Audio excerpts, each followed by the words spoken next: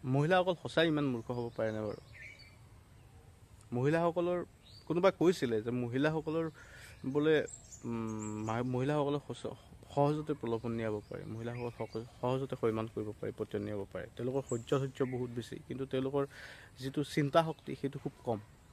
কোনোবাই কৈছিলে, কোনে কৈছিলে মোৰ মনত নাই, কিন্তু কথা এষাৰ যেন সঁচা তেনেকুৱা এটা অনুভৱ হয়। মই সকলো মহিলাক লৈ কোৱা নাই। কিয় কৈছোঁ, কথাখিনি কিয় কৈছোঁ সেই কথা মই কৈ আছোঁ। নমস্কাৰ, মই পংকজ তৰুণ আৰু মোৰ এটা নতুন ভিডিঅ'লৈ আপোনাক স্বাগতম জনাইছোঁ। আজি নলবাৰীলৈ নৰেন্দ্ৰ মোদী আহিছে। বিজেপিৰ ষ্টাৰ কেম্পেইনাৰ নৰেন্দ্ৰ মোদী আহিছে, প্ৰধানমন্ত্ৰী নৰেন্দ্ৰ মোদী অহা নাই।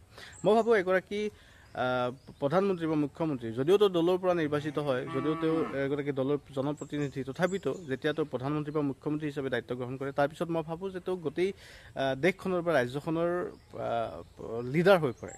তাত দলৰ কথা নাথাকে, তাত আদৰ্শৰ কথা নাথাকে।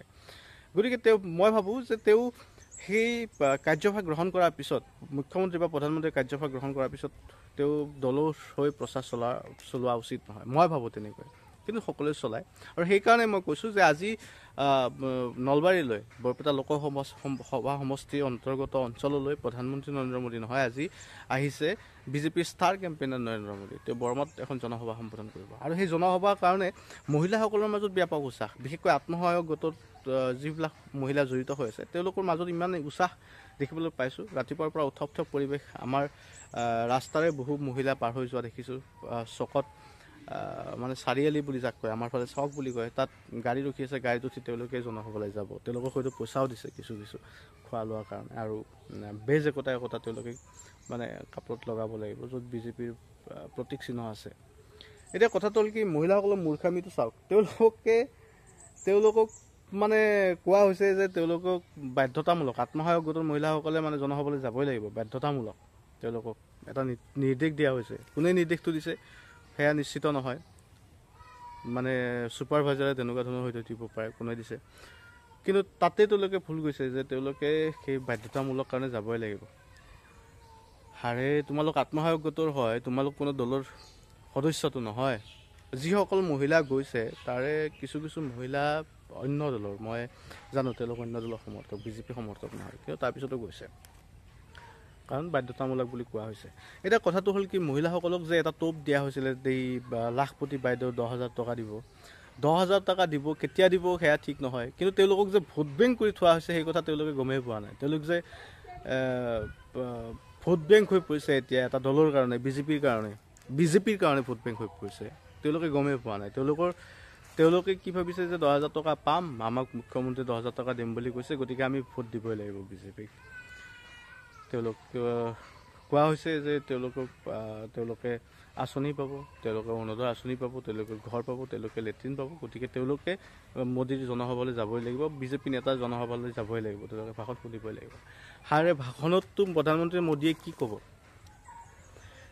প্ৰধানমন্ত্ৰী নৰেন্দ্ৰ মোদী নহয়, আজি বিজেপিৰ ষ্টাৰ কেম্পেইনাৰ হিচাপে অহা নৰেন্দ্ৰ মোদীয়ে কি ক'ব ভাষণত? তেওঁতো কোনো আঁচনি উদ্বোধন কৰিব নোৱাৰে, নিৰ্বাচনী আচৰণ বিধি বৰ্তমান বলবৎ হৈ আছে। তেওঁতো কোনো শিলান্যাস উদঘাটন কৰিব নোৱাৰে, কোনো চেক বিতৰণ কৰিব নোৱাৰে, মহিলাসকলৰ মাজত ধন বিতৰণ কৰিব নোৱাৰে। তেওঁ কি কৰিব? তেওঁ কিছুমান প্ৰতিশ্ৰুতি দিব, তাৰ বাহিৰে বেলেগ একো নকৰে। আৰু মহিলাসকল ইমান মূৰ্খ নে সেই যে প্ৰতিশ্ৰুতিখিনিৰ কাৰণে শুনিবলৈ তেওঁলোকে যাব, সেই প্ৰতিশ্ৰুতিত তেওঁলোকে ভুল গৈছে।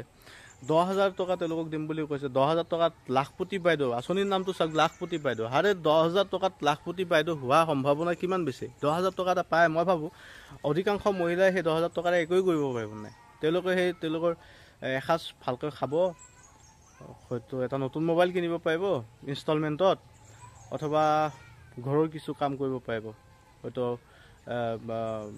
চাৰিওফালে জেওৰাখিনি দিব পাৰিব, নহ'লে হয়তো ঘৰটো অকণমান ভঙা চিঙা যদি আছে সেইখিনি ঠিক কৰিব পাৰিব, তাতকৈ বেছি একো কৰিব নোৱাৰে। তেওঁলোকে কি কৰিব? 10,000 টকাত লাখপতিৰ সপোন দেখুৱাই এই যে আমাৰ মহিলাসকল ইমান মূৰ্খ, তেওঁলোক ইমান মূৰ্খ, সেই কথা মুখ্যমন্ত্ৰীয়ে ভালকৈ উপলব্ধি কৰে কাৰণে তেওঁলোকক 10,000 টকাত লাখপতি বাইদেউৰ সপোন দেখুৱাই থৈ দিছে। আৰু সেই সপোনত ভুল গৈ আছে আমাৰ মহিলাসকলে। মোৰ পত্নী নিজে আত্মসহায়ক গোটৰ সদস্য, তেওঁক কালি সন্ধিয়া সভানেত্ৰী নে সম্পাদিকা কোনোবা এগৰাকী আহিছিলে, আহি তেখেতক মোৰ পত্নীক ক'লে যে যাবই লাগিব মোদীৰ সভালৈ, বাধ্যতামূলক কৈছে, নগ'লে নহ'ব। কিন্তু মই কিয় যাব দিম? মোৰ পত্নী মোৰ আত্মসহায়ক গোটৰ পৰা একো নাপালেও কথা নাই। মোৰ পত্নীয়ে 10,000 টকাৰ সেই লাখপতি বাইদেউৰ সেই আঁচনিৰ সপোনত ভুল গৈ সেই আঁচনিৰ পৰা পইচা কেতিয়া পাব তাত ভুল গৈ মোৰ পত্নীয়ে বিজেপিক মোদীৰ জনসভালৈ ৰ'দে বৰষুণে মোৰ ল'ৰাটোক লৈ কিনে ৰ'দে বৰষুণে গৈ মোদীৰ ভাষণ শুনিব মই কেতিয়াও মানি ল'ব নোৱাৰোঁ। 300 টকা এটা বা 200 টকা এটা তেওঁক দিব হয়তো সন্ধিয়া উভতি অহাৰ সময়ত। তেওঁ বেমাৰৰ নামত তাতকৈ বেছি পইচা খৰচ হ'ব মোৰ।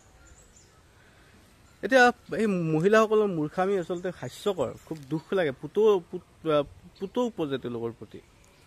আৰু তেওঁলোকে তেওঁলোকৰ পৰিয়ালৰ সোধক, মুৰব্বীজনক সোধক, যিজনে উপাৰ্জন কৰি ঘৰখন চলাই আছে তেওঁক সোধক গৈ যে আচলতে সেই উপাৰ্জন কৰোঁতাজনৰ কিমান কষ্ট হৈছে ঘৰখন চলাবলৈ।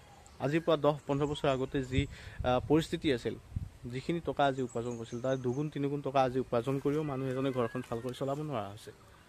সেই কথাটো উপলব্ধি কৰক। 1250 টকা অৰুণোদয় পইচা দিছে, কিন্তু তাৰ বিনিময়ত কি হৈছে? ভাই 1250 টকাটো চিলিণ্ডাৰৰ নামতে যায়। 1100 টকা চিলিণ্ডাৰৰ দাম। ঘৰত থবলৈ আহিলে সিদিনা 150 টকা লৈছে চিলিণ্ডাৰ।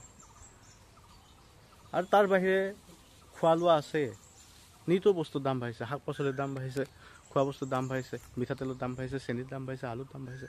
দুদিন আগতে আলুৰ দাম আছিলে 18 টকা, আজি কালি মই সন্ধিয়া আনিছোঁ 25 টকা কিলো। 120 টকা পাল্লা লৈছে, 5 কেজিত 120 টকা লৈছে, তাৰ তলত নিদিলে। এতিয়া বস্তুৰ দাম চাওক। আৰু সেই সপোনত ভুল গৈ মহিলাসকলে যে আচলতে এটা সপোনৰ জীৱন এটা নিচাগ্ৰস্ত জীৱন এটা কটাই আছে, খুব দুৰ্ভাগ্যজনক লাগে শুনিবলৈ, খুব বেয়া লাগে। পুতৌ উপজে তেওঁলোকৰ প্ৰতি। তেওঁলোকে 10,000 টকা পাব, 10,000 টকাত তেওঁলোকে লাখপতি হ'ব। ইমান সহজ কথা 10,000 টকাত লাখপতি হোৱা, ইমান সহজ কথা। হয়তো হ'ব কোনোবা এজন, 100জনৰ ভিতৰত হয়তো 2জন বা 3জনে হয়তো সফল হ'ব, 10,000 টকাৰেতো লাখপতি হ'ব পাৰিব। এটা কাহিনী সৰুতে শুনিছিলোঁ যে এডাল কেঁচুৰ পৰা এজনে গাড়ী মালিক হৈছিলে। এডাল কেঁচু বিক্ৰী কৰি তাৰপিছত তেওঁ প্ৰথমতে হাঁহ কিনিছিলে, এডাল কেঁচু বিক্ৰী কৰি হাঁহ কিনিলে, হাঁহৰ পিছত তেওঁ ছাগলী কিনিলে, হাঁহ বিক্ৰী কৰি ছাগলী বিক্ৰী কৰি গৰু কিনিলে, গৰু বিক্ৰী কৰি অৱশেষত তেওঁ গাড়ী মালিক হৈছিলে।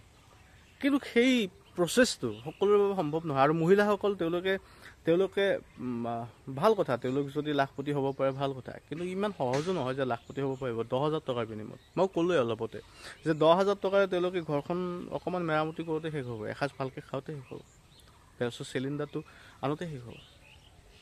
তাতকৈ বেছি কি কৰিব পাৰিব তেওঁলোকে? একো কৰিব নোৱাৰে। এই সপোনত ভুল গৈ যে তেওঁলোকে মানে এই প্ৰলোভিত হৈ, কোনোবা মুখ্যমন্ত্ৰীয়ে আহি প্ৰলোভন কৰিছে, তেওঁলোকে প্ৰলোভিত হৈছে। কোনোবাই তেওঁলোকক কৈছে যে মোদী সভালৈ যাবই লাগিব বাধ্যতামূলক, তেওঁলোকে গুচি গৈছে, দিনটো ৰ'দ বৰষুণ কাটি কৰি গৈছে। মানুহজনে লঘে ভোগেনে আছেনে নাই তেওঁ চিন্তা কৰা নাই, কি কৰি আছে মানুহজনে। ল'ৰা ছোৱালীটোক লগত লৈ গৈছে বা থৈ গৈছে কাৰোবাৰ হাতত, ল'ৰা ছোৱালীটো ভালে আছে নে কুশলে আছে, যদি লৈ গৈছে এই ৰ'দ বৰষুণ, বতৰ বেয়া, আজিকালি বৰষুণ দি আছিলে এতিয়া ৰ'দ দিছে, এনে পৰিস্থিতিটো অকস্মাত অসুখ হৈ যাব পাৰে। তাৰ খৰচ কোনে ভৰিব? মোদীয়ে ভৰিব? হিমন্ত বিশ্ব শৰ্মাই ভৰিব? নভৰে নহয়। কোনে ভৰিব? নিজে ভৰিব লাগিব, মানুহজনে ভৰিব লাগিব, ঘৰৰ মুৰব্বীজনে ভৰিব লাগিব। এই কথাখিনি চিন্তা কৰা উচিত আচলতে সকলোৱে। মই ভাবোঁ মহিলাসকলে চিন্তা কৰা উচিত। সপোন দেখা ভাল, তেওঁলোকক সপোন দেখুৱাইছে ভাল কথা, সেই সপোন তেওঁলোকে দেখক। তেওঁলোকক 10,000 টকা দিম বুলি কৈছে ভাল কথা, তেওঁলোকে অপেক্ষা কৰক। চৰকাৰী ধন, কোনো মুখ্যমন্ত্ৰী বা প্ৰধানমন্ত্ৰীয়ে তেওঁলোকৰ জেপৰ পৰা নিদিয়ে, কোনো বিজেপিয়ে নিদিয়ে। এই ধন চৰকাৰে দিব, মনত ৰাখিব, চৰকাৰে দিব, কোনো দলে নিদিয়ে। আৰু আজি চৰকাৰ হিচাপত অহা নাই নৰেন্দ্ৰ মোদী, আজি আহিছে বিজেপিৰ নেতা হিচাপে, দল হিচাপে আহিছে, চৰকাৰ হিচাপে অহা নাই। গতিকে তেওঁ দলৰ নেতা হিচাপে অহা সময়ত তেওঁৰ ভাষণ শুনিব যাব লাগিব বুলি কোনো কথা নাই। মুখ্যমন্ত্ৰীয়ে যেতিয়া, হিমন্ত বিশ্ব শৰ্মাই যেতিয়া জনসভাত বা নিৰ্বাচনী প্ৰচাৰ সভাত অমুক কৰিম তমুক কৰিম, মহিলাসকলক অমুক দিছোঁ তমুক দিছোঁ বুলি যেতিয়া ফুটনি মাৰে, তেতিয়া তেওঁ বিজেপিৰ নেতা হিচাপে ফুটনি মাৰে, চৰকাৰী হিচাপে নেতা হিচাপে নহয়। চৰকাৰৰ বিষয়ববীয়া হিচাপে, চৰকাৰৰ মুৰব্বী হিচাপে যদি তেওঁ কয় ভাল কথা, আৰু তেওঁৰ সেয়া দায়িত্ব, তেওঁ ফুটনি মাৰি লাভ নাই। তেওঁ যি দিছে তেওঁ দায়িত্ব। হিমাংশু প্ৰসাদ দাদাই কেইদিনমান আগতে এটা গান উলিয়াইছিল নহয়, চামুচেৰেদি তুমি বেলচা মাৰি নিয়া, স্বাভাৱিকতে এতিয়া মানে কি হয়, এনেকৈ আমাৰ পৰা লুটি লৈ গৈছে চৰকাৰে, অমুকটো আমাৰ পৰা কৰ কাটলৰ পৰা আদি কৰি সকলোখিনি আমাৰ পৰা লুটি লৈ গৈছে। কি নিয়া নাই, কি কৰা নাই, আমাক কিদৰে জুৰুলা কৰা নাই চৰকাৰখনে। মাটি কিনিবলৈ গ'লেও আপুনি আজি পইচা ভৰিব লাগিব, মাটি বেচিবলৈ গ'লেও আপুনি আজি পইচা ভৰিব লাগিব। এনে পৰিস্থিতিৰ সৃষ্টি হৈছে। আৰু তাৰপিছতো আপুনি যদি কয় যে চৰকাৰখনে আমাক দি আছে, কেনে দি আছে? এতিয়া এনেকুৱা কথা এটা, গুগল পে'ত আপুনি 10,000 টকা মানে বজাৰৰ নামত খৰচ কৰি 5 টকা পে'ত মানে কেছবেক পোৱাৰ কথা, কেছবেক পোৱাৰ নিচিনা কথা এটা। চিন্তা কৰক অলপমান, মহিলাসকলে অন্ততঃ চিন্তা কৰক, মগজটো অকণমান ভাল দৃষ্টিভংগীৰে ব্যৱহাৰ কৰি চাওক।